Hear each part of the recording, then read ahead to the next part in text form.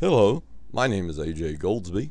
I'm a life master from Pensacola, Florida, and I wanted to cover another chess game today in my continuing series of some of the best chess games ever played in chess. This game will be featuring a game between Boris Spassky and David Bronstein, and it's considered by many people to be one of the most brilliant games of chess ever played, probably one of the very best games that Boris Spassky ever played.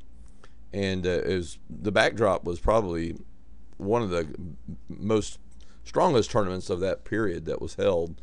It was the championship of the USSR in 1959, and just about all the stronger players played in this particular tournament. So without doubt, this was probably one of the strongest Soviet championships ever held, and certainly one of the strongest of that particular time period. Without any further ado, we'll go ahead and get into the game. The game starts off e4, e5, f4. This is, of course, the King's Gambit. This was a pretty daring decision by Boris Spassky, as Bronstein was one of the leading theoreticians of his day. But Spassky was known for daring play, and he was not afraid to mix it up in just about any opening. King's Gambit, Queen's Gambit, ready, it really didn't matter. Spassky pretty much played them all. Of course, black accepts, knight f3, d5, e takes d5, bishop d6, knight c3, knight e7. This is probably the first move that was a little out of book or a little unusual. A little bit more normal there was the simple line with knight f6. The knight goes to e7 here in this particular variation because black wants to put the knight on g6 to protect his g-pawn.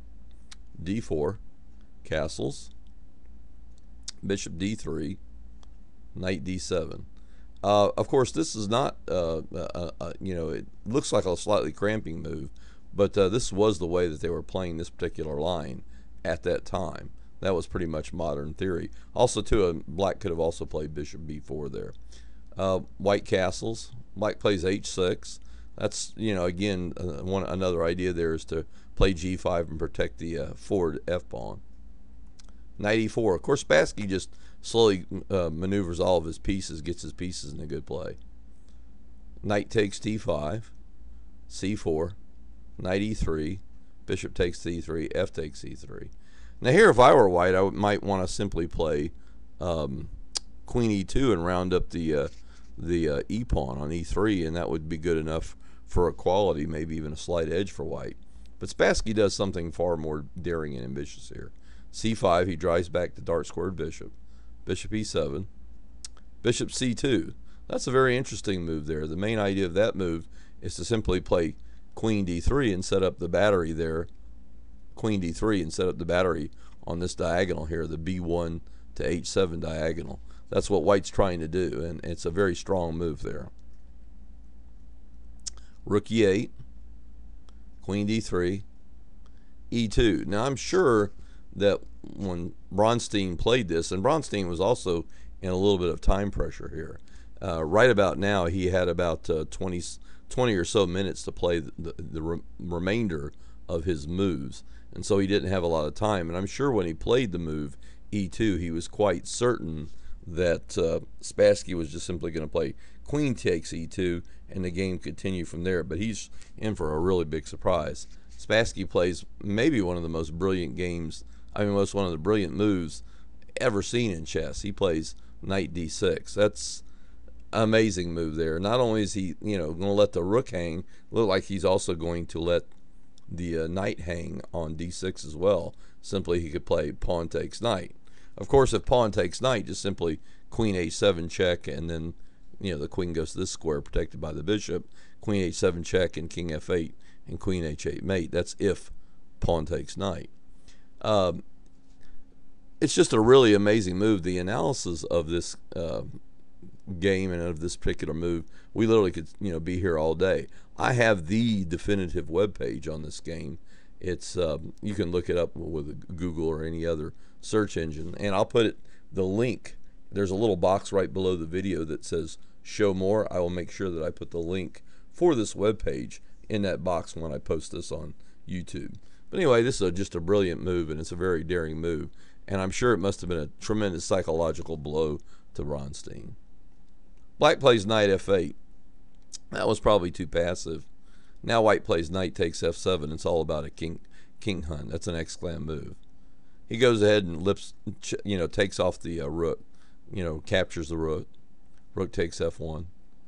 Bishop f5. That looks like giveaway. That looks foolish, but here you have to realize that basically to capture is just foolish. After king takes f7, we get in a knight e5 check, king g8, queen h7 check, knight takes, bishop b3 check, queen d5, bishop check, bishop takes e6 check, king h8, knight g8, knight g6 mate. That is an extremely cute mate. I mean, a lot of my students, had not, if I show them this game, when I show them this game, they generally think that, let's just go backtrack here just a little bit. Right after king takes f7 and then knight e5 check, a lot of my students think after king g8 that black is just perfectly safe there. Of course, after king e6, you're running the queen c4 check, queen d5, bishop f5, and then check, and queen takes d5, and that's a pretty easy win for white. So anyway, let's just go back here. I just wanted to show you a little bit of analysis why why bishop f5 was forced. In other words, taking the knight on f7 really just was not an option for black. So anyway, bishop f5, queen takes f5, queen d7, queen f4, bishop f6, knight 3 to e5, queen e7, bishop b3, bishop takes, knight takes, king h7, queen e4 check, and here black resigns. Once more, you have to know the analysis of why black resigns. Let's see if we can find the after queen e4 check. Here you go. This is the analysis of what will happen if black had wished to continue on. Remember now, queen e4 check was actually the last move of the game. But let's just look at the analysis really briefly of why black felt like he had to resign here. King h8, rook takes f8 check, rook takes f8, and of course knight g6 check, king there, knight takes f8 check, king h8, queen h7 is a checkmate. And that's a pretty nice little checkmating combination, and that's the way the game could have ended had Bronstein not decided to resign. I decided not to bore you with a lot of analysis, and I wanted to make this video as short as possible because I really would like you to spend some time studying my webpage. I just wanted to highlight a few things, and my webpage is very detailed. I think it carries very deep analysis, and it should be enough for you to find pretty much anything you need or want to find about this game. My webpage has been quoted by both ChessBase, USCF, and many other national chess federations. Again, it's probably considered the definitive webpage on this game. It's even won Best Honorable Mention by Chess Journalists of America. But anyway, that's pretty much concludes my video on this game. Again, this was the very famous game. Boris Spassky was white, David Bronstein was black, and it was from the Soviet Championship played around the end of the year 1959. Some sources give this as 1960, but I'm almost certain that the game was actually played in 1959, maybe even December or late that year of 1959. But anyway, I hope you enjoyed my video. If you enjoy my videos and would like to make, and my web pages, and would like to make a contribution to my webpage building efforts and my video efforts, please go to www.paypal.com and give a donation under LifeMasterAJ at yahoo.com. That's my email address. Thank you very much for watching, and have a great day.